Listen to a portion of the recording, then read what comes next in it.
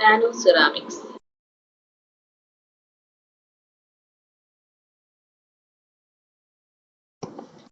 Last ക്ലാസ്സിൽ നമ്മൾ nano composites എന്താണെന്ന് നോക്കി. ഇനി നാനോ സെറാമിക്സ് ആണ്. Ceramics are generally inorganic heat resistant solids ആണ്. Inorganic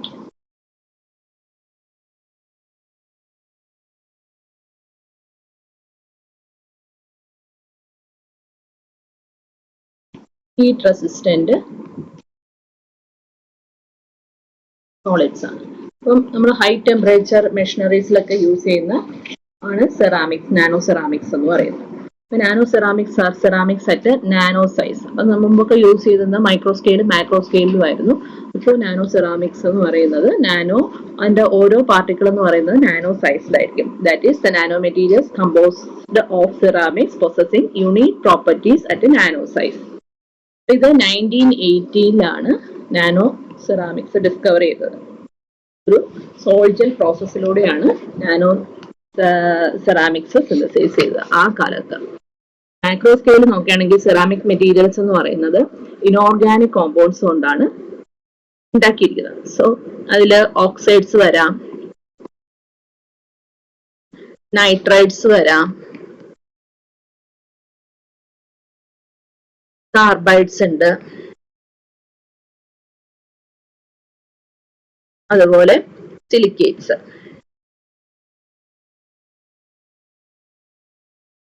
So they are usually hard, brittle and very tough to work in machine. അപ്പോൾ മെഷീനറീസിന്റെ പാർട്ടായിട്ടാണ് usually ceramics use ചെയ്തത്. അപ്പോൾ അവരുടെ പ്രോപ്പർട്ടീസ് എന്ന് പറയുന്നത് ടഫ് ആയിട്ടുള്ള ഒരു നേച്ചറാണ്, ഹീറ്റ് വിസ്റ്റാൻഡ് ചെയ്യാൻ പറ്റുക, അതേപോലെ മെക്കാനിക്കൽ ആയിട്ടുള്ള റഫ്നെസ്, അങ്ങനെയൊക്കെ ഒന്ന് ബെയർ ചെയ്യാൻ പറ്റുന്ന മെറ്റീരിയൽസ് ആണ് സെറാമിക്സ് ആയിട്ട് യൂസ് ചെയ്യുന്നത്.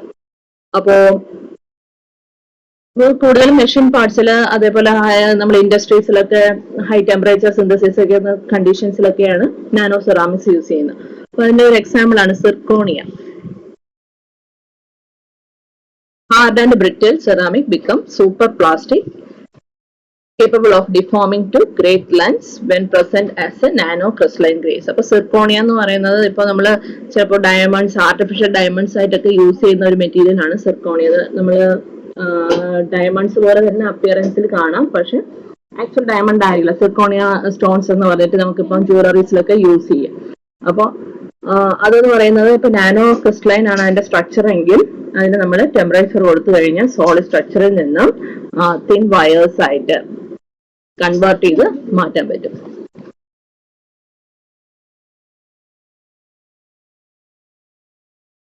Nano crystalline ceramics such as silicon nitride Si3N4, അതേപോലെ SiC, ഇതെല്ലാം ഓട്ടോമോട്ടീവ് പാർട്സിന് വേണ്ടിയിട്ട് യൂസ് ചെയ്യുന്ന മെറ്റീരിയൽസ് ആണ്. ഓട്ടോമോട്ടീവ്,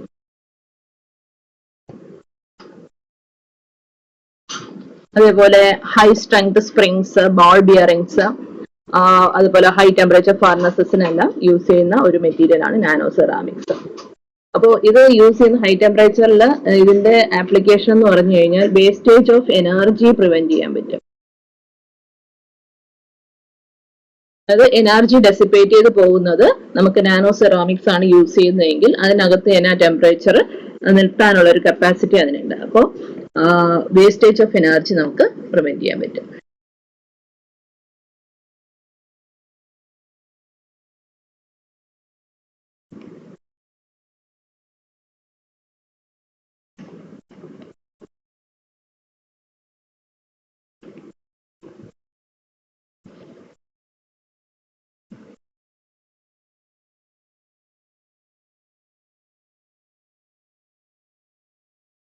അതേപോലെ അലുമിന ബേസ്ഡ് സെറാമിക് മെറ്റീരിയൽസ് ഉണ്ട്.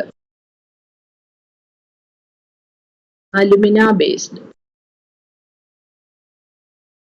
അലുമിന ബേസ്ഡ് സെറാമിക് മെറ്റീരിയൽസ് ആണെങ്കിൽ അതിനകത്ത് niobium and reinforced carbon nano tubes ഒക്കെ ഇൻകോപ്പറേറ്റ് ചെയ്യാറുണ്ട്. അപ്പൊ അതിന്റെ ടഫ്നെസ് എന്ന് പറയുന്നത് കൺവെൻഷണൽ അലുമിന കാട്ടി ഒരു 100 ടൈംസ് ഒക്കെ 5 ടൈംസ് നമുക്ക് ഇംപ്രൂവ് ചെയ്യാൻ പറ്റും. അപ്പൊ അതിന്റെ ഇലക്ട്രിസിറ്റി കണ്ടക്ഷൻ, ഹീറ്റ് കണ്ടക്ഷൻ, ഇതെല്ലാം നമുക്ക് ഇംപ്രൂവ് ചെയ്യാം. അതേപോലെ കൺസ്ട്രക്ഷൻ, ഇതിന്റെ വേറെ ആപ്ലിക്കേഷൻസ് ആണ് കൺസ്ട്രക്ഷൻ ഫീൽഡില്.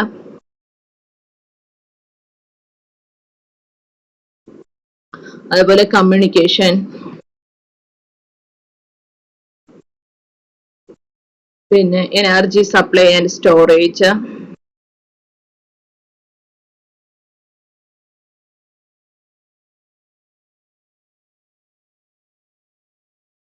ട്രാൻസ്പോർട്ടേഷൻ സിസ്റ്റം, പിന്നെ മെഡിക്കൽ ടെക്നോളജി, ഇതിനെല്ലാം നാനോ സെറാമിക്സിന്റെ ആപ്ലിക്കേഷൻസ് വരുന്നുണ്ട്. അതുപോലെ ഡെഞ്ചേഴ്സ്, ബോൺ റീപ്ലേസ്മെന്റ്സ്. അപ്പം എവിടെയാണോ ഹാർഡ് ടഫ്നെസ്സും ആവശ്യമുള്ളത്, അതേപോലെ ഹൈ ടെമ്പറേച്ചർ വിത്ത്സ്റ്റാൻഡിങ് മെറ്റീരിയൽസ് ആവശ്യമുണ്ടോ അവിടെയൊക്കെ നാനോ സെറാമിക്സിന്റെ ആപ്ലിക്കേഷൻ വരുന്നുണ്ട്. അപ്പൊ നാനോ സെറാമിക്സ് എന്ന് പറഞ്ഞു കഴിഞ്ഞാൽ it is a heat resistant solids, മെറ്റാലിക്കും നോൺ മെറ്റാലിക്കും കോമ്പൗണ്ട്സ് ഉള്ളതാണ് നാനോ സെറാമിക്സ് എന്ന് പറയുന്നത്. യൂഷ്വലി മെഷീൻ പാർട്സിനാണ് ഇത് കൂടുതലും യൂസ് ചെയ്യുന്നത്. നാനോ സെറാമിക്സിന്റെ സ്ട്രക്ചർ ഇങ്ങനെ കാണിച്ചു തരാം.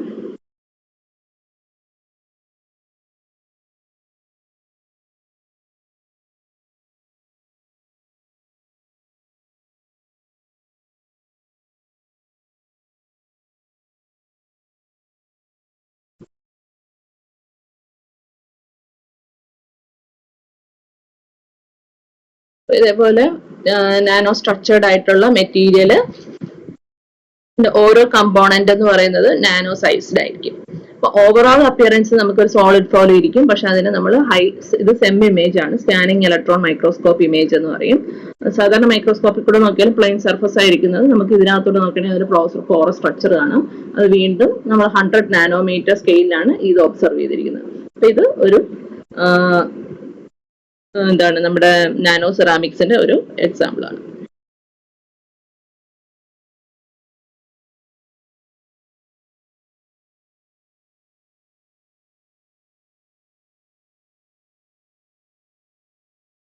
നെക്സ്റ്റ് നമുക്ക് പഠിക്കാനുള്ളത് കാർബൺ ബേസ്ഡ് നാനോ മെറ്റീരിയൽസ് ആണ്.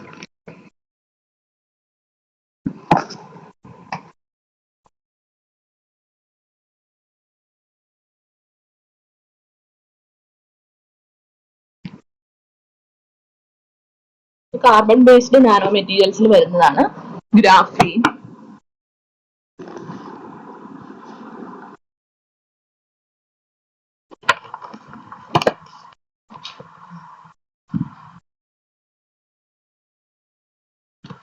ഗ്രാഫീൻ നമുക്കറിയാം it's a sheet of carbon. കാർബണിന്റെ ഒരു അലോട്രോപ്പ് ആണ് ഗ്രാഫീൻ എന്ന് പറയുന്നത്. It is a 2 dimensional sheet of carbon. നമുക്ക് ഒരു ഷീറ്റ്, പേപ്പർ ഷീറ്റ് തരികയാണെങ്കിൽ അതിൽ കാർബണിന്റെ ഒരു അറേഞ്ച്മെന്റ്, ഒരു പർട്ടിക്കുലർ രീതിയിലുള്ള കാർബണിന്റെ അറേഞ്ച്മെന്റിനെയാണ് നമ്മൾ ഗ്രാഫീൻ എന്ന് പറയുന്നത്. അപ്പം ഇതിന് 2010-9 ഇതിന്റെ ഡിസ്കവറിക്കല്ല ഐസൊലേഷന് വേണ്ടിയിട്ട് നോബൽ പ്രൈസ് കിട്ടിയിട്ടുണ്ടായിരുന്നു. അപ്പൊ ഇത് mono layer of carbon atoms with 1 atom thickness. അപ്പൊ ഇതിൽ ഒരു ആറ്റം തിക്നെസ്സിലായിരിക്കും ഈ ഗ്രാഫീൻ ലെയർ കാണുക. ഗ്രാഫൈറ്റ് നമുക്കറിയാം പെൻസിലിന്റെ ടിപ്പിലെല്ലാം ഉള്ളത് ഗ്രാഫൈറ്റ് ആണ്. അതിന്റെ ഒരു ലെയർ മാത്രമായിട്ട് നമ്മൾ സെപ്പറേറ്റ് ചെയ്തെടുക്കുന്നതിനാണ് നമ്മൾ ഗ്രാഫീൻ എന്ന് പറയുന്നത്. It is having hexagonal lattice. അതിൽ ഓരോ സൈറ്റും എന്ന് പറയുന്നത് ഹെക്സഗണൽ ആയിട്ടായിരിക്കും കാർബണിന്റെ അറേഞ്ച്മെന്റ് എന്ന് പറയുന്നത്. അങ്ങോട്ടും ഇങ്ങോട്ടും കാർബൺ ഹെക്സഗണൽ ഫോമിൽ അറേഞ്ച് ചെയ്തിരിക്കുന്നതിനാണ് നമ്മൾ ഗ്രാഫീൻ ഷീറ്റ് എന്ന് പറയുന്നത്. It is an allotrope of carbon. കാർബണിന്റെ അലോട്രോപ്പ് ആണ് ഗ്രാഫീൻ എന്ന് പറയുന്നത്. അപ്പൊ ഇതില് ഒരു കാർബൺ എന്ന് പറയുന്നത് ഇവിടെ sp2 ഹൈബ്രിഡൈസ്ഡ് ആണ്. അതുപോലെ അതിന്റെ CC ബോണ്ട് ലെങ്ത് എന്ന് പറയുന്നത് 0.142 നാനോമീറ്റർ ആണ്. ഗ്രാഫീന്റെ നമ്മൾ കാണിച്ചു തരാം.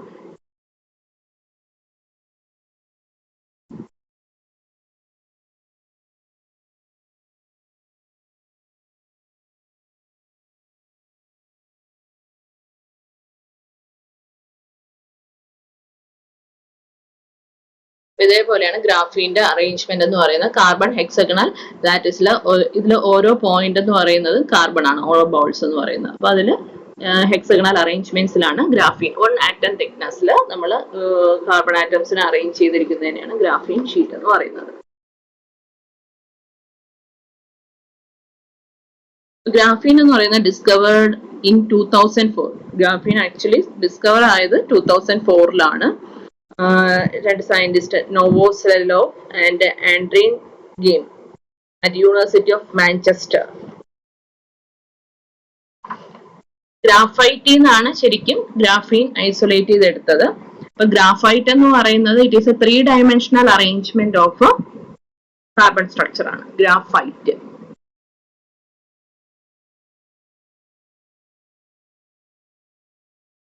ഗ്രാഫൈറ്റ് ശരിക്കും നമ്മുടെ പെൻസിൽ ടിപ്സിലൊക്കെ ഇരിക്കുന്നതാണ് graphite. It is A 3D arrangement ആണ്. അതിൽ കാർബൺ എന്ന് പറയുന്നത് sp2 ഹൈബ്രിഡൈസ്ഡ് തന്നെയാണ്. അതിൽ CC ബോണ്ട് ലെങ്ത് എന്ന് പറയുന്നത് 0.142 നാനോമീറ്റർ ആണ്.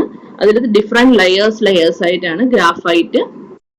നേരത്തെ പറഞ്ഞ ഗ്രാഫീൻ ഷീറ്റ് എന്ന് പറയുന്നത് ഡിഫറെന്റ് ലെയേഴ്സിൽ ഗ്രാഫൈറ്റിൽ കാണും.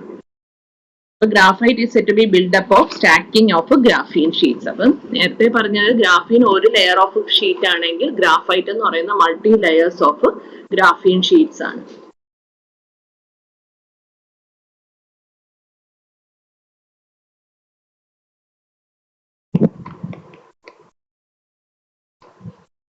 ബോണ്ട് ലെങ്ത് സെയിം തന്നെയാണ്. പിന്നെ ഓരോ ലെയർ തമ്മിലുള്ള ഈ ഡിസ്റ്റൻസ് എന്ന് പറയുന്നത് 0.34 നാനോമീറ്റർ ആണ്. Thus, the graphite is said to be built up of stacking of graphene sheet. The discovery of the independent existence of graphene sheet was astonishing. Graphene was first isolated in 2004 by Novoselov and Grimm by exfoliating graphene flakes from bulk graphite. അപ്പം ഈ 2004 അവർ discover ചെയ്തത് ഈ ഓരോ 3D arrangement of ഗ്രാഫൈറ്റിൽ നിന്നും ഓരോ layer of ഗ്രാഫീനും isolate ചെയ്യാൻ പറ്റും. അത് ഒരു പീൽ ഓഫ് മെത്തേഡിലാണ് ഐസൊലേറ്റ് ചെയ്തത്. നമ്മൾ സ്കോച്ച് ടേപ്പ് എന്ന് പറയും. കുറച്ച് അഡ്ഹഷൻ കൂടുതലുള്ളതാണ് സ്കോച്ച് ടേപ്പ് എന്ന് പറയുന്നത്. അപ്പോൾ ആ ടേപ്പ് ഇതേപോലത്തെ ഒരു ഗ്രാഫൈറ്റ് ബ്ലോക്കിന്റെ മേലെ പീൽ ഓഫ് ഒരു ടേപ്പ് വെച്ചിട്ട് പീൽ ഓഫ് ചെയ്യുമ്പോഴത്തേക്ക് അതിൽ ഒരു ലെയർ ഓഫ് ഗ്രാഫീൻ ഇങ്ങനെ ഐസൊലേറ്റ് ചെയ്തവരെടുത്തു. നമ്മൾ ഐസൊലേറ്റ് ചെയ്താൽ ഇതൊന്നും അതേപോലെ യൂണിഫോം ആയിട്ട് കിട്ടില്ല. കാരണം കണ്ടക്ഷൻ വരണമെങ്കിൽ there should not be breakage of the layer. അപ്പൊ ആ ലെയർ നമ്മൾ നേരത്തെ കണ്ടതുപോലെ അറേഞ്ച്മെന്റിൽ നമുക്ക് കിട്ടിയാൽ മാത്രമേ അതിന് ഒരു കാർബണിൽ നിന്ന് മറ്റൊരു കാർബണിലേക്ക് ഇലക്ട്രോൺ ട്രാൻസ്ഫർ നടക്കുകയുള്ളൂ. പക്ഷെ നമ്മൾ പീൽ ഓഫ് ചെയ്താൽ അങ്ങനെ കിട്ടില്ല. പക്ഷെ അവർക്ക് അത് കറക്റ്റ് ആയിട്ട് അത് പീൽ ഓഫ് ചെയ്യാനുള്ള ടെക്നിക്ക് അറിയാം. ആ സ്കോച്ച് ടേപ്പ് വെച്ചിട്ട് നമ്മൾ ഒട്ടിച്ചിട്ട് പീൽ ഓഫ് ചെയ്യുകയാണെങ്കിൽ നമുക്ക് ഒരു single sheet of graphene isolate ചെയ്തെടുക്കാം. അപ്പൊ അവർക്ക് അതിന് വേണ്ടിയിട്ടുള്ള നോബൽ പ്രൈസ് കിട്ടിയത് 2004 ഡിസ്കവർ ചെയ്തതെങ്കിൽ നോബൽ പ്രൈസ് 2010 എങ്ങാണ്ടുമാണ് അവർക്ക് കിട്ടിയത്.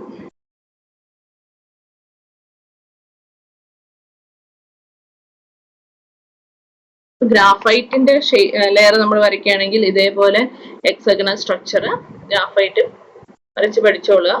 പരീക്ഷയ്ക്ക് ചോദിക്കുകയാണെങ്കിൽ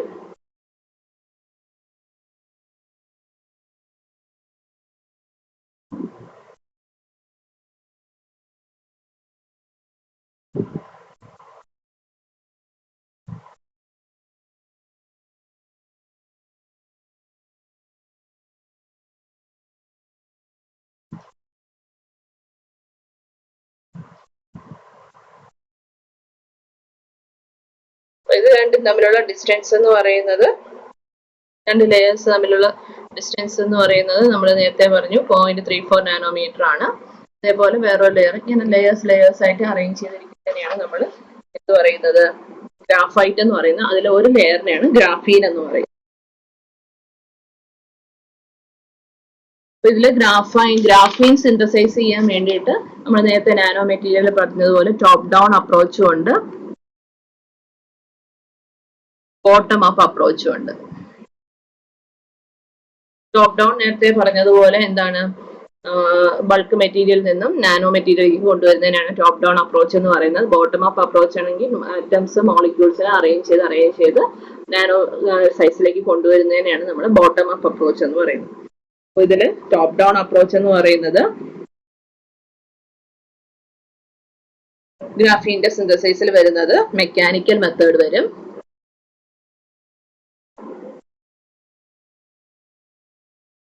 പിന്നെ ലിക്വിഡ് ഫേസ്, അതേപോലെ ഇലക്ട്രോ കെമിക്കൽ പോളിയേഷൻ.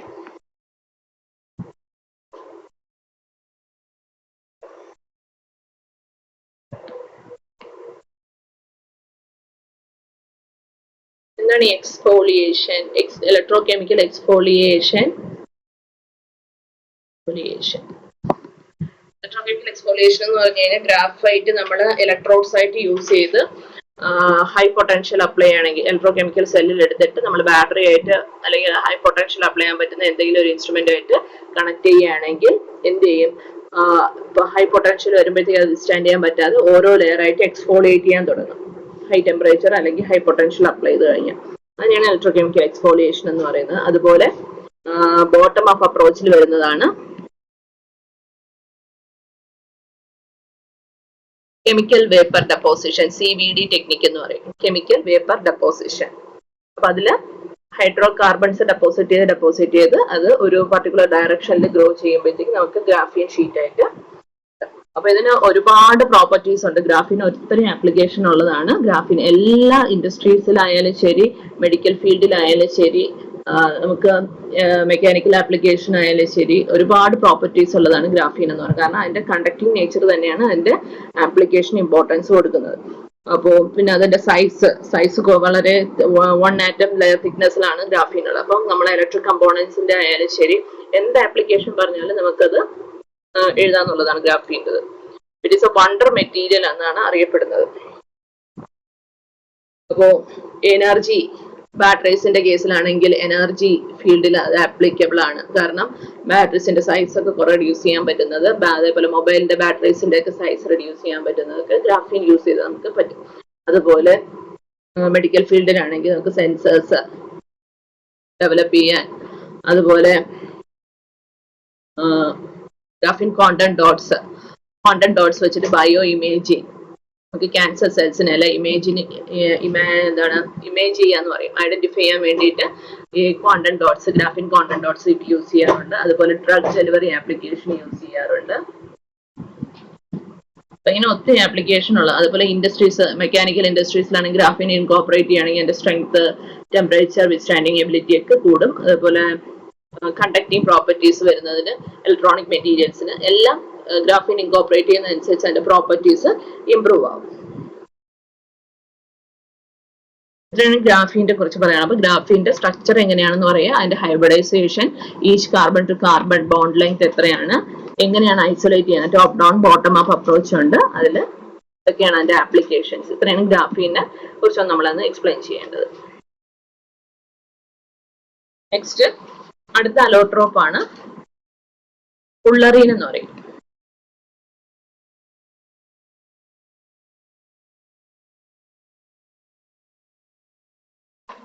ഇപ്പൊ ഫുള്ളറീൻ എന്ന് പറഞ്ഞാൽ ഒരു ബോൾ പോലെ, ഒരു ഫുട്ബോൾ പോലെയാണ് ഇരിക്കുന്നത്.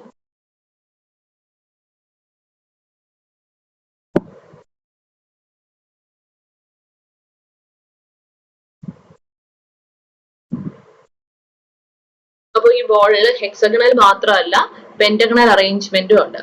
അപ്പോൾ ഒരു മിക്സഡ് അറേഞ്ച്മെന്റ് ആണ് ഇവിടെ വരുന്നത്. അപ്പൊ ഹെക്സഗണൽ രീതിയിലും പെന്റഗണൽ രീതിയിലും ഒരു ഫുട്ബോൾ ഷേപ്പിലാണ് നമ്മൾ ഫുള്ളറീന് കാണിക്കുന്നത്. അതിന് C60 എന്ന് പറയും. കാർബൺ 60 കാർബൺ ഈ പെന്റഗണും ഹെക്സഗണും രീതിയിൽ ഒരു ബോളിന്റെ സ്ട്രക്ചറിൽ അറേഞ്ച് ചെയ്തിരിക്കുന്നതിനെയാണ് നമ്മൾ ഫുള്ളറീൻ എന്ന് പറയുന്നത്. അപ്പൊ ഇവിടെ ഒരു സ്മൂത്ത് സ്ട്രക്ചർ ആണ് വിത്തൗട്ട് ഡാംഗ്ലിംഗ് ഓഫ് ബോൺസ്. അപ്പം ഡാംഗ്ലിംഗ് എന്ന് പറഞ്ഞു കഴിഞ്ഞാൽ അങ്ങോട്ടും ഇങ്ങോട്ടും ക്രോസും മിക്സിംഗ് ഒന്നും വരാതെ ഒരു സ്മൂത്ത് സ്ട്രക്ചർ ആണ് ഫുള്ളറീൻ ഉള്ളത്. T60. അപ്പൊ ഇതിനെ നമ്മൾ ബക്ക്മിനിസ്റ്റർ ഫുള്ളറീൻ എന്നും പറയാറുണ്ട്. ബക്ക്മിനിസ്റ്റർ ഫുള്ളറീൻ അത് ഇൻവെന്റ് ചെയ്ത സയന്റിസ്റ്റിന്റെ പേരിലാണ് അത് അറിയപ്പെടുന്നത്, ബക്ക്മിനിസ്റ്റർ ഫുള്ളറീൻ. അപ്പൊ ഈ ഫുള്ളറീനില് കാർബൺ 60 എണ്ണം തന്നെയാണ് ഫുട്ബോളിന്റെ ഷേപ്പില് ഉള്ളത്. അതിൽ 20 ഹെക്സഗൺസും ബക്ക്മിനിസ്റ്റർ ഫുള്ളറീനിലാണ്. അതേപോലെ 12 പെന്റഗൺസും ഉണ്ട്.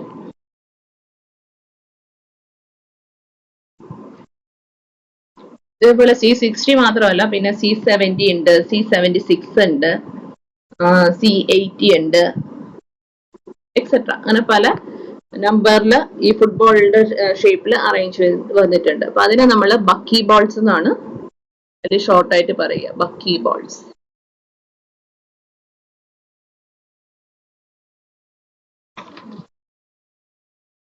Among 26-membered rings and 12 5-membered rings are present in C60, a hexagon may be found fused with pentagons or other hexagons, but a pentagon can be found to be fused only with hexagons. അപ്പോൾ ഇവിടെ പറയുന്നതിൽ ഹെക്സഗൺസും ഉണ്ട് പെന്റഗൺസും ഉണ്ടെന്ന് പറഞ്ഞു. അതിൽ ഈ hexagons എന്ന് പറയുന്നത് പെന്റഗണും ഹെക്സഗണും അടുത്തടുത്ത് വരാം, രണ്ടും വരാം. പക്ഷെ പെന്റഗൺ എന്ന് പറയുന്നത് അതിന്റെ ചുറ്റും ഹെക്സഗൺസ് മാത്രമായിരിക്കും arrange ചെയ്തിട്ടുണ്ടായിരിക്കും.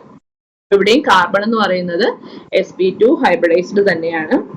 Each carbon forms 3 sigma bonds with other 3 carbon atoms.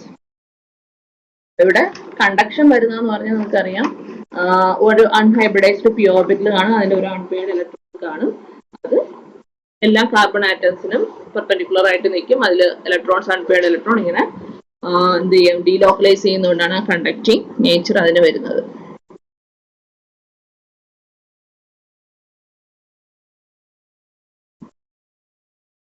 ഇവിടുത്തെ കാർബൺ കാർബൺ ബോണ്ട് ലെങ്ത് എന്ന് പറയുന്ന 2 ഹെക്സഗൺ റിംഗ്സിൻ്റെത് are of 138.3 picometre, while those between a hexagon and a pentagon ring എന്ന് പറയുന്നത് 145. പെന്റഗൺ ഹെക്സഗൺ ആണ് 138.3 വരുന്നത്. പെന്റഗണും ഹെക്സഗണിന്റെയും ലെങ്ത് എന്ന് പറയുന്നത് 145.5 പിക്കോമീറ്റർ ആണ്.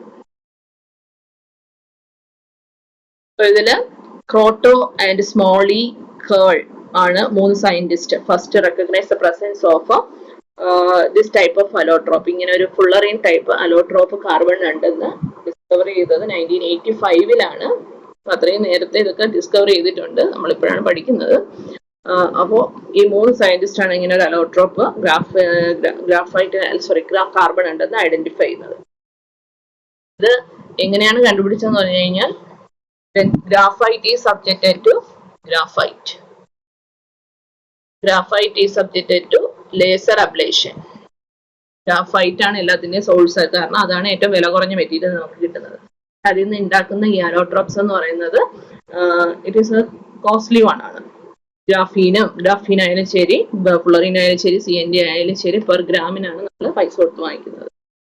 അപ്പോൾ ഇതിന്റെ ഗ്രാഫൈറ്റിനെ ലേസർ ഇറേഡിയേറ്റ് ചെയ്യുമ്പോൾ കഴിഞ്ഞ ദിവസം ഞങ്ങൾ ഗോൾഡ് നാനോ പാർട്ടിക്കിളിന്റെ സിന്തസിസിൽ കാണിച്ചു എങ്ങനെയാണ് ലേസർ ഇറേഡിയേഷൻ വരുന്നതെന്ന്. അതായത് ഒരു ബൾക്ക് സോളിഡ് ലേസർ ഇറേഡിയേറ്റ് ചെയ്യുമ്പോഴത്തേക്ക് അതിൽ നിന്ന് സൊല്യൂഷനിലേക്ക് ഒരു pink colour nano particle formation ഞാൻ കാണിച്ചിട്ട്, അതേപോലെ ഗ്രാഫൈറ്റിൽ നമ്മൾ ലേസർ ഇറേഡിയേറ്റ് ചെയ്യുമ്പോൾ ഉണ്ടാവുന്നതാണ് ഫുള്ളറിൻ എന്ന് പറയുന്നത്.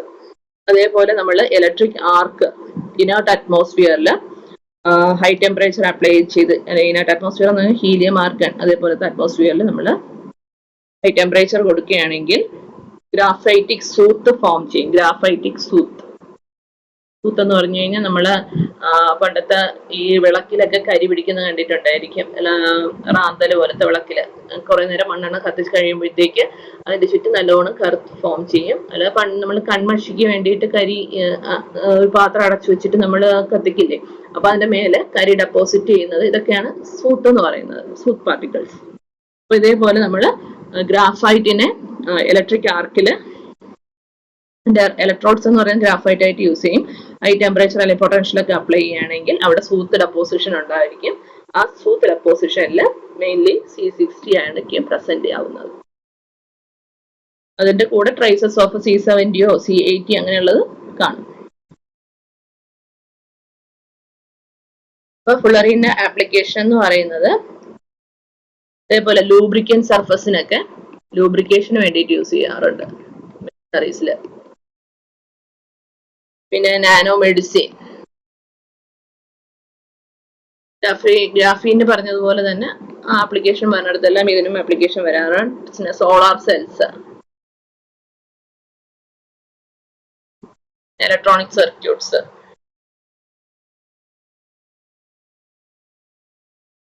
ഇതൊക്കെ ഫുള്ളറിന്റെ ആപ്ലിക്കേഷൻ വരുന്ന ഏരിയാസ് ആണ്. അപ്പൊ എല്ലാത്തിന്റെ സോഴ്സ് എന്ന് പറയുന്നത് ഗ്രാഫൈറ്റ് ആണ്. ഗ്രാഫൈറ്റിന് ഹൈ ടെമ്പറേച്ചറോ ഇലക്ട്രിക് ആർക്കിലോ നമ്മൾ ടെമ്പറേച്ചർ പൊട്ടൻഷ്യലൊക്കെ കൊടുക്കുമ്പോഴത്തേക്കാണ് അതിൽ നിന്ന് എക്സ്പോലിയേറ്റ് ചെയ്ത് വരുന്ന, അല്ലെങ്കിൽ ഇവോപ്പറേറ്റ് ചെയ്തിട്ട് ഡെപ്പോസിറ്റ് ആവുന്നതിനകത്ത്, കണ്ടൻസ് ചെയ്ത് ഡെപ്പോസിറ്റ് ആവുന്നതിനകത്ത് നമുക്ക് ഫുള്ളറിനും ഗ്രാഫീനും ഒക്കെ നമുക്ക് ഐസൊലേറ്റ് ചെയ്യാൻ എടുക്കാൻ പറ്റും. ഗ്രാഫീൻ നമുക്ക് ഓൺ ലെയർ ആണ്, അത് നമുക്ക് പീൽ ഓഫ് ടെക്നിക്കിലാണ് പറയുന്നത്.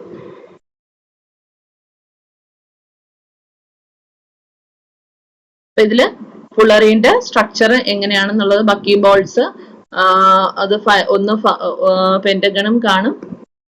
പെന്റഗൺ ഹെക്സഗൺ അറേഞ്ച്മെന്റിലാണ് സ്ട്രക്ചർ വരുന്നത്. പെന്റഗണിന്റെ അടുത്ത് ഹെക്സഗൺ വരും ചുറ്റും. ഹെക്സഗണിന്റെ അടുത്ത് പെന്റഗണും ഹെക്സഗണും വരാം. അങ്ങനൊരു അറേഞ്ച്മെന്റ് ആണ് പറയുന്നത്. സ്ട്രക്ചർ വേണമെങ്കിൽ വരച്ച് പഠിച്ചോളൂ. ചിലപ്പോൾ വരയ്ക്കാൻ ചോദിച്ചാൽ വരയ്ക്കുക. ഒരു ലെയർ മാത്രം ഒന്ന് വരച്ച് കാണിച്ചാൽ മതി. അടുത്ത് വരുന്നതാണ് കാർബൺ നാനോ ട്യൂബ്സ്.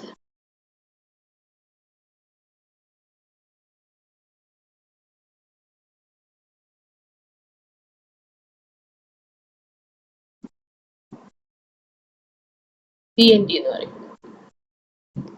ഇത് ഗ്രാഫീന് പോലെ കുറച്ച് ഗ്രാഫീൻ ഡിസ്കവർ ചെയ്യുന്നതിന് മുമ്പ് ഏറ്റവും കൂടുതൽ ആപ്ലിക്കേഷൻ ഉണ്ടായിരുന്നതാണ് കാർബൺ നാനോ ട്യൂബ്സ് എന്ന് പറഞ്ഞ CNT.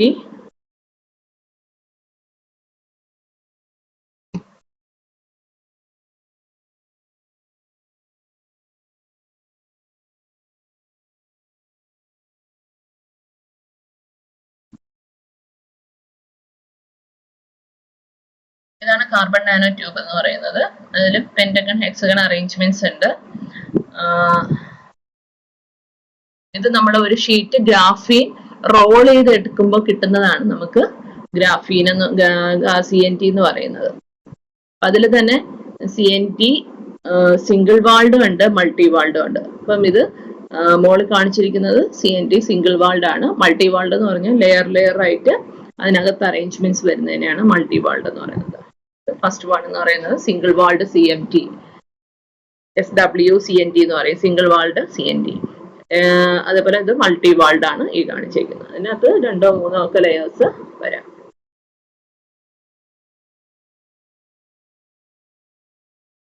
CNT എന്ന് പറയുന്നത് it is a extended tubular carbon structure ആണ്.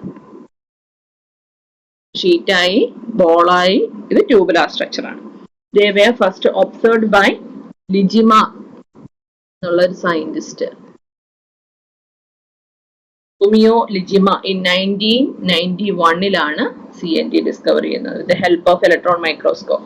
അപ്പൊ CNT എന്ന് പറയുന്ന cylinders of rolled graphene sheets, carbon in a state of sp2 hybridisation. അപ്പൊ എല്ലാത്തിലും കാർബൺ എന്ന് പറയുന്നത് sp2 ഹൈബ്രിഡൈസ്ഡ് സ്റ്റേറ്റിലാണ് ഇരിക്കുന്നത്. സിലിണ്ടേഴ്സ്, ചില സിലിണ്ടേഴ്സിന്റെ എന്ന് പറഞ്ഞു കഴിഞ്ഞാൽ ഈ എൻഡ് എന്ന് പറയുന്നത് മോസ്റ്റ് ഓഫ് ഇറ്റ് ഓപ്പൺ ആയിരിക്കും, ചിലത് ക്ലോസ്ഡ് ആയിരിക്കും. അപ്പൊ ഇങ്ങനെ കർവ് ചെയ്ത് വരും. ഒരു എൻഡ് മാത്രം ഓപ്പൺ ചെയ്ത് വരുന്ന ട്യൂബുലാർ സ്ട്രക്ചർ പോലെയും വരാം. അപ്പം each carbon atom is bonded to other 3 carbon atom. ഇവിടെയും sp2 ഹൈബ്രിഡൈസ്ഡ് ആയതുകൊണ്ട് ഓരോ കാർബൺ അതർ 3 കാർബൺ ആറ്റംസുമായിട്ടാണ് ബോണ്ട് ചെയ്തിട്ടുള്ളത്. അപ്പൊ ഇതിന്റെ സൈറ്റ് എന്ന് പറയുന്നത് ഹെക്സഗൺസ് ആയിരിക്കും, മിക്കവാറും ലാറ്റിസ് സൈറ്റ്സ് എന്ന് പറയുന്നത്. When ends start to form cap, lattice forms pentagons. അപ്പൊ ഇവിടെ ബെൻഡ് ആയിട്ട് വരുന്ന കേസിൽ മാത്രമേ പെന്റഗൺസ് വരുന്നുള്ളൂ. ബാക്കി എല്ലാ കേസിലും ഇതൊക്കെ ലാറ്റിസ് എന്ന് പറയുന്നത് ഹെക്സഗണൽ അറേഞ്ച്മെന്റ് തന്നെയാണ്.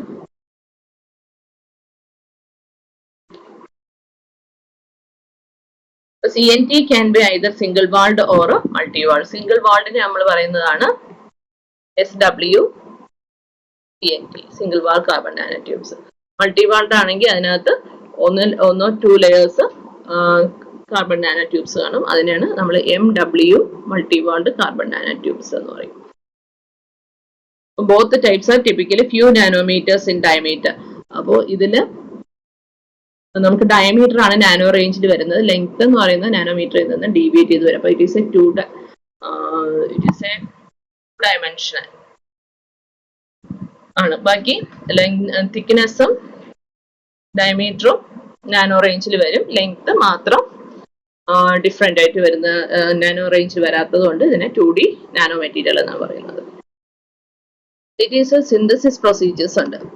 CNTയുടെ സിന്തസിസ് പ്രൊസീജിയർ ഫസ്റ്റ് ഒന്നെന്ന് പറയുന്നത് CNT can be produced by several techniques. Commercially available ആയിട്ടുള്ളതിന് നമുക്ക് കോസ്റ്റ് എന്ന് പറയുന്നത് ഗ്രാഫൈറ്റ് വില കുറഞ്ഞ മെറ്റീരിയൽ ആണ്. പക്ഷെ ഇത് പ്രൊഡ്യൂസ് ചെയ്യുന്ന മെത്തേഡ് എന്ന് പറയുന്നത് ഹൈ ടെമ്പറേച്ചറും ഹൈ പൊട്ടൻഷ്യലും ഒക്കെ അപ്ലൈ ചെയ്ത് വരേണ്ടതുകൊണ്ട് നമ്മൾ എന്താണ് കറണ്ടും അതിന്റെ ചിലവെല്ലാം വരുമ്പോൾ അതേപോലെ ഇനേർട്ട് കണ്ടീഷൻസ് കൊണ്ടുവരണം. അപ്പൊ അതെല്ലാം നോക്കുമ്പോഴത്തേക്ക് ഇതിന്റെ മെറ്റീരിയൽ പെർ ഗ്രാമിന് തന്നെ 4000 5000 റുപ്പീസ് വരും CNT ക്കൊക്കെ. അപ്പൊ CNT എന്ന് പറയുന്നത് ഫസ്റ്റ് പ്രിപ്പയർ ചെയ്യുന്നത് ആർക്ക് ഡിസ്ചാർജ് മെത്തേഡ്.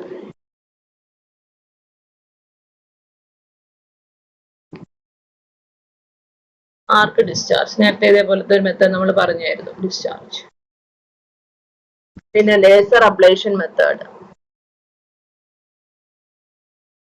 ഇതൊക്കെ നമ്മൾ നേരത്തെ പറഞ്ഞ ടെക്നിക്ക് തന്നെയാണ്. ആർക്ക് മെത്തേഡ് എന്ന് പറയുന്നത് സ്മോൾ ക്വാണ്ടിറ്റീസ് ആയിട്ട് നമുക്ക് സിന്തസൈസ് ചെയ്യാൻ വേണ്ടിയിട്ട് യൂസ് ചെയ്യുന്ന ഒരു ടെക്നിക്കാണ്. ഇതിൽ ആനോഡ് കാത്തോഡ് മെറ്റീരിയൽ എന്ന് പറയുന്നത്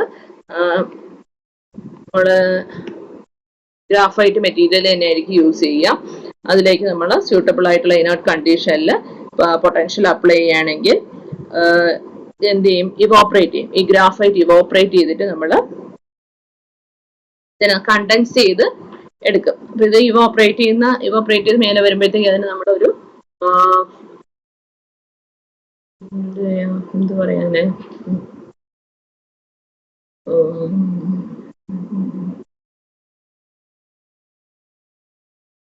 വേഫേഴ്സ് പോലത്തെ സിലിക്കൺ വേഫേഴ്സ് പോലത്തെ മെറ്റീരിയലില് നമ്മൾ ഇതിനെ ഡെപ്പോസിറ്റ് ചെയ്യാം. അപ്പൊ ഡെപ്പോസിറ്റ് ചെയ്യുമ്പോഴത്തേക്ക് ഇത് എന്ത് ചെയ്യും, ഓട്ടോമാറ്റിക് ആയിട്ട് നാനോ ട്യൂബുലാർ സ്ട്രക്ചറിൽ ഗ്രോ ആവും.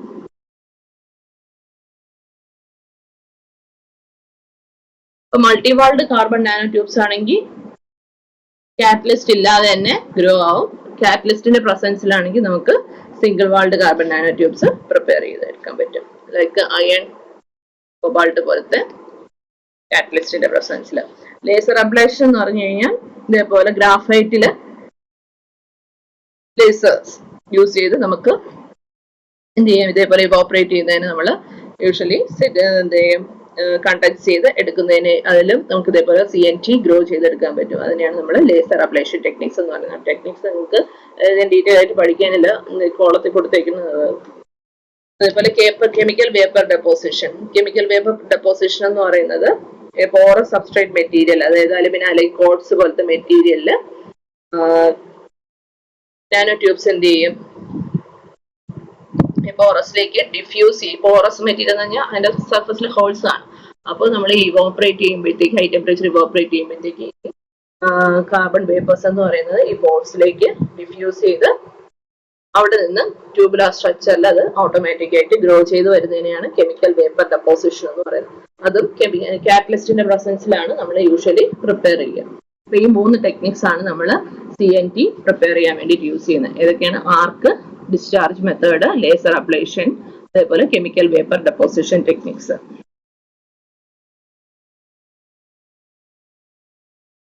അപ്പൊ അതിൽ ചിലപ്പോൾ ടെക്നിക്സിന്റെ പേര് മാത്രമേ നിങ്ങൾ എടുത്ത് എഴുതാൻ പറയാറുള്ളൂ. അത് കഴിഞ്ഞിട്ട് പ്രോപ്പർട്ടീസ്, CNTയുടെ പ്രോപ്പർട്ടീസ് എന്തൊക്കെയാണ്? CNTയുടെ പ്രോപ്പർട്ടീസ് നേരത്തെ നമ്മൾ പറഞ്ഞത് പ്രോപ്പർട്ടീസ് എല്ലാം ഇവിടെയും എക്സ്പ്ലെയിൻ ചെയ്യാം, ഗ്രാഫിനിൽ പറഞ്ഞതുപോലെ. CNT എന്ന് പറയുന്നത് നമ്മൾ മെക്കാനിക്കൽ, ഇപ്പം സ്റ്റീലിലൊക്കെ ഇൻകോപ്പറേറ്റ് ചെയ്യണമെങ്കിൽ അതിന്റെ കണ്ടക്ഷൻ ഇംപ്രൂവ് ചെയ്യാം, ടഫ്നെസ് ഇംപ്രൂവ് ചെയ്യാം, സ്ട്രെങ്ത് ഇംപ്രൂവ് ചെയ്യാം. അതെല്ലാം അതിന്റെ എല്ലാത്തിനൂടെ നമ്മൾ മിക്സ് ചെയ്യുമ്പോഴത്തേക്ക് ഇതുപോലെ സെറാമിക്സിന്റെ കൂടെ മിക്സ് ചെയ്യാം. അപ്പൊ അവിടെ ഒരു ഇംപ്രൂവ്മെന്റ് ഇൻ ദ പ്രോപ്പർട്ടീസ് നമുക്ക് ഒബ്സർവ് ചെയ്യാൻ പറ്റും. അതുപോലെ ഇലക്ട്രിസിറ്റി, ഇപ്പൊ നമ്മള് വയേഴ്സിലെല്ലാം കോപ്പർ വയറിൽ CNT ഇൻകോപ്പറേറ്റ് ചെയ്യുകയാണെങ്കിൽ നമുക്ക് അതിന്റെ കണ്ടക്റ്റീവ് പ്രോപ്പർട്ടീസ് എന്താണ് ഇംപ്രൂവ് ചെയ്യാൻ പറ്റും. അതുപോലെ CNT മാത്രം നമ്മൾ കണക്ട് ചെയ്തെടുത്ത് എന്താണ് ട്യൂബുലാർ ഫോമിൽ എടുക്കുകയാണെങ്കിൽ അതിന്റെ കണ്ടക്റ്റീവ് പ്രോപ്പർട്ടി എന്ന് പറയുന്നത് നമുക്ക് അൺപ്രഡിക്റ്റബിൾ ആയിട്ട് നമുക്ക് ചെയ്യാൻ പറ്റും. അപ്പോൾ ഈ ഇലക്ട്രിക് കമ്പോണൻസിലൊക്കെ നമുക്ക് നിങ്ങൾ പണ്ട് സോൾഡർ ചെയ്യുന്ന കണ്ടിട്ടുണ്ടായിരിക്കും കമ്പോണൻസ്. അപ്പൊ ആ സോൾഡറിങ്ങിന് പകരം ഇപ്പൊ CNT ഇൻകോപ്പറേറ്റ് ചെയ്യുകയാണെങ്കിൽ നമുക്ക് ഈ ഇലക്ട്രിക് കമ്പോണൻസിന്റെ ഒക്കെ സൈസ് നമുക്ക് റെഡ്യൂസ് ചെയ്യാം. അപ്പൊ അങ്ങനെയാണ് നമ്മുടെ TVയുടെയും മൊബൈലിന്റെ ഒക്കെ സൈസും എഫിഷ്യൻസിയും ഒക്കെ ഇംപ്രൂവ് ചെയ്ത് കൊണ്ടുവരുന്നത്. ഇപ്പൊ പഴയ ബൾക്ക് മെറ്റീരിയലിൽ നിന്നും നാനോയിലേക്ക് വരുമ്പോഴത്തേക്ക് അതിന്റെ പ്രോപ്പർട്ടീസ് വളരെയധികം ഇംപ്രൂവ് ചെയ്യും. അതുപോലെ സൈസ് റെഡ്യൂസ് ചെയ്യാൻ പറ്റും ഇലക്ട്രോണിക് ഐറ്റംസ് ആകുമ്പോഴത്തേക്ക്. ഇങ്ങനെയൊക്കെ ഉള്ള ഒരുപാട് അഡ്വാൻറ്റേജ് നമുക്ക് അതേപോലത്തെ നാനോ മെറ്റീരിയൽസ് ഇൻകോപ്പറേറ്റ് ചെയ്യുന്നത് വഴി നമുക്ക് ചെയ്യാൻ കഴിയും.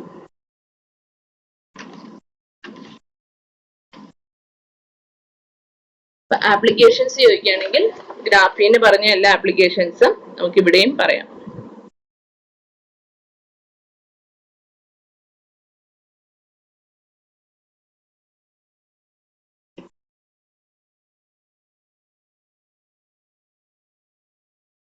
തെർമൽ പ്രോപ്പർട്ടീസ് ഇംപ്രൂവ് ചെയ്യാൻ പറ്റും. Mechanical properties, incorporation of CNT to metallic objects can improve their mechanical properties. അതേപോലെ ഇലക്ട്രോണിക് ഡിവൈസസിലാണെങ്കിൽ ഇലക്ട്രോണിക് പ്രോപ്പർട്ടീസ് ഇംപ്രൂവ് ചെയ്യാൻ പറ്റും. അതുപോലെ എന്താണ് നമ്മുടെ സെൻസേഴ്സില്, ബയോ സെൻസേഴ്സില് ആപ്ലിക്കേഷൻ ഉണ്ട്. ഡ്രഗ് ഡെലിവറിക്ക് ആപ്ലിക്കേഷൻ ഉണ്ട്.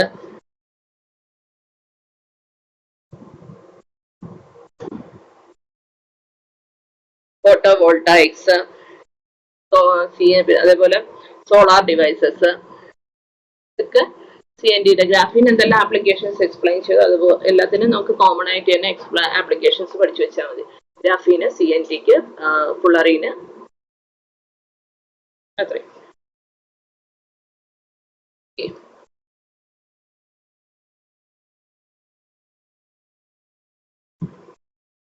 Next is carbon dots. Carbon dots എന്ന് പറഞ്ഞു കഴിഞ്ഞാൽ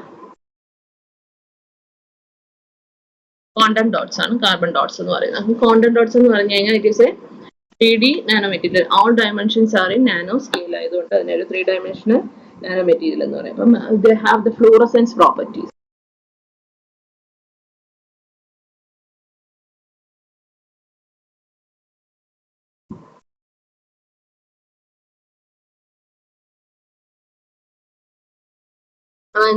അന്ന് ക്ലാസ്സിൽ ഞാൻ സെമിനാർ ക്ലാസ് എടുത്തപ്പോൾ കാണിച്ചു തന്നിട്ടുണ്ട്. ക്വാണ്ടം ഡോട്ട്സിൽ ഓരോ സൈസിലുള്ള ക്വാണ്ടം ഡോട്ട്സിനും ഓരോ ലൈറ്റ് എമിറ്റ് ചെയ്യാനുള്ള, കളറിലുള്ള ലൈറ്റ് എമിറ്റ് ചെയ്യാനുള്ള കപ്പാസിറ്റി ഉണ്ട്. ദാറ്റ് ഈസ് ഈ പ്രോപ്പർട്ടിയാണ് നമ്മൾ ക്വാണ്ടം കൺഫൈൻമെന്റ് എന്ന് പറയുന്നത്.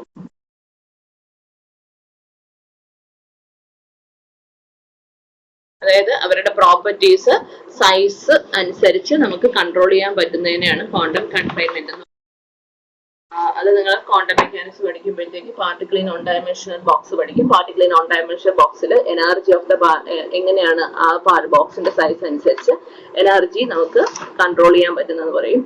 ആ ഒരു പ്രിൻസിപ്പിൾ ആണ് ഇവിടെ നമ്മൾ നാനോ മെറ്റീരിയലിന് അപ്ലൈ ചെയ്യുന്നത്. അതായത് നമ്മുടെ പാർട്ടിക്കിളിന്റെ സൈസ്